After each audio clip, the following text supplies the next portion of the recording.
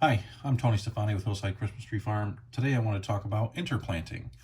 Interplanting is the second type of planting style, and in my last video I covered block planting, so I wanted to take a minute and kind of talk about interplanting. Usually this is done on a smaller acreage farm where land is kind of a limiting factor, and with this process you're kind of utilizing that land in a more efficient manner.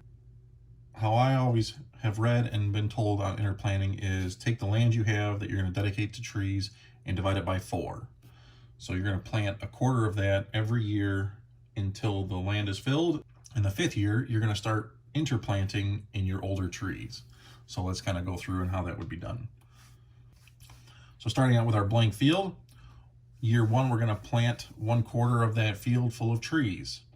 Looking on the side, we have our first year planting small seedlings.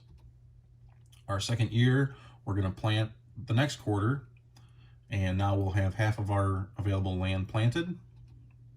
And we'll see our first year got a little bit bigger, and our second year planting the seedlings. Our third year, we're going to plant the third quarter, and on the side, we see trees getting bigger, trees of varying sizes. The 4th spring, we're going to plant our last quarter, so we will have planted all of our available land, and we will have 4 distinct ages and heights of trees. Now in the 5th year, we're going to start planting in between those 4-year-old trees. We're only going to plant in between one way, that way that you can still get equipment and spray and mow kind of down the length of the rows. And you're going to lose kind of the ability to cross mow and things like that, but that's just, what you're giving up in order to be more efficient use of your land. Now on the sides, we're going to see that we're going to have some 4-year-old trees and some little seedlings in between those. And then the following years don't have trees between them yet. The next year, we're going to plant that next quarter. And on the side, we'll see the trees are getting bigger, and the smaller trees in between them. Same thing, the 2nd and 6th year planting. The next year we're going to do that 3rd quarter. So now we'll have 3 sets of trees with smaller trees in between them.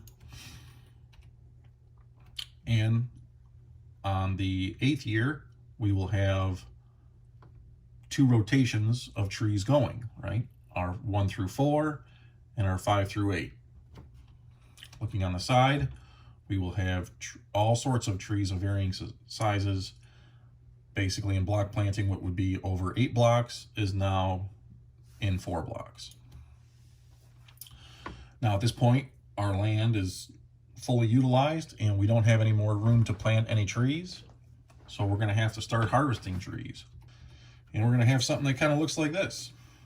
So hopefully maybe all those trees are going to go. If not, you'll have some tall trees that you can leave. You don't need to clear cut them or anything because you already have existing trees in that field.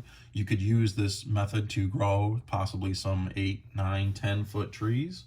So I know that's a pretty very good advantage of interplanting, is you can possibly grow some taller trees. But for the most part, after that harvest season, you're going to be left with kind of the 5th year planting and trees that are about 3 to 4 feet tall. Now the next spring, you're going to start planting again between those trees. So you're going to have the 4-foot trees in red, and you'll get kind of that 3rd rotation going in blue. That'll kind of start to look like this.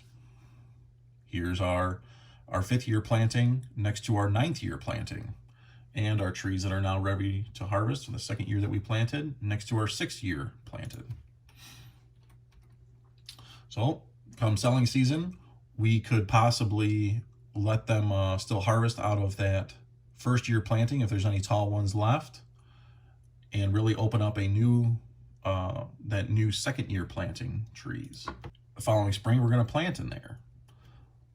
One of the things that you're going to have to think about if you implement this planting style is if you want to how you're going to control your customers.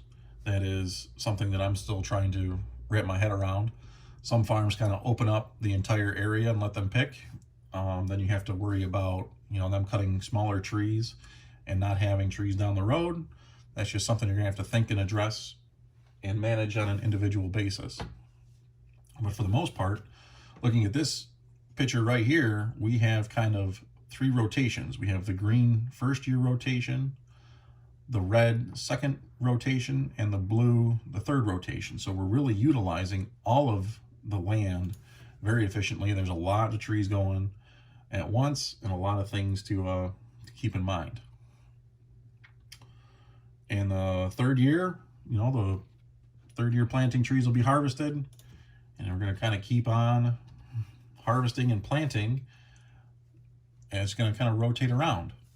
For the most part, we're going to have trees of varying sizes in this field. They could be even taller than some of the first year ones if you're going to let them grow taller. And how you're going to manage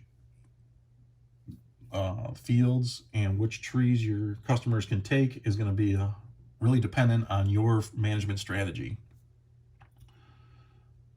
This is something that I plan on doing in my exotic field, and I think how I'm going to approach it is I'm going to only allow them to cut tag trees, and hopefully that will deter them from cutting my smaller trees and let them come a little bit bigger. If this is something that you do on your farm already and have success, please share in the comments kind of what your management practices are, how you keep people from cutting smaller trees. I'm sure there'd be a way you could, in this height, kind of rope off certain sections of field to keep people out. It's probably a possibility. But again, if you're trying to grow up those taller trees, you're going to have to manage that somehow. So could get very busy as the years go on with this style of planting. I hope that helps. I think in the next video I'm going to kind of go through a pro and con list and presentation of the 2 styles, and hopefully that will help you get ready to plant here in a couple of weeks. Thanks for watching.